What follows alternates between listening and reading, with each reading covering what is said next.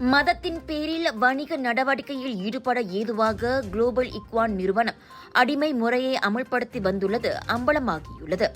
Global இக்வானின் முன்னாள் உறுப்பினர் என நம்பப்படும் ஆடவர் தனது முகநூலில் அதனை அம்பலப்படுத்தியுள்ளார்.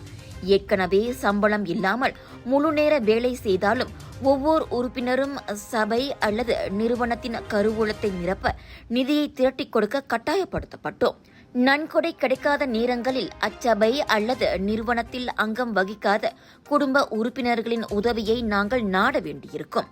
அதை விட்டால் வேறு வழியில்லை என ராஜா சுவாமி எனும் அவ்வாடவர் கூறியிருக்கின்றார். குளோபல் இக்வான் நடத்தி வரும் வர்த்தகங்களில் வெகு சில மட்டுமே வணிக பொருளாதாரமாகவும் சபைக்கும் நிறுவனத்திற்கும் அந்த சில வர்த்தகங்களால் மட்டுமே வருமானத்தை கொண்டு வர முடியும். எனவே கூடுதல் நிதியை திரட்டிக் கொடுக்கும் சுமை எங்கள் மீது திணிக்கப்பட்டது.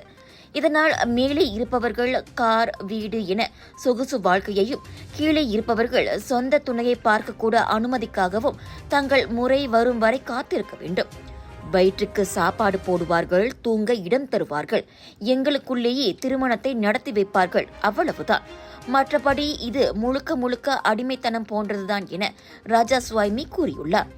குளோபல் இக்வான் நிறுவனத்தின் கீழ் செயல்படும் சிறார் இல்லங்களில் நிகழ்ந்த பல கொடுமைகள் அடுத்தடுத்து அம்பலமாகும் என போலீஸ் முன்னதாக கோடி காட்டியிருந்தது குறிப்பிடத்தக்கது.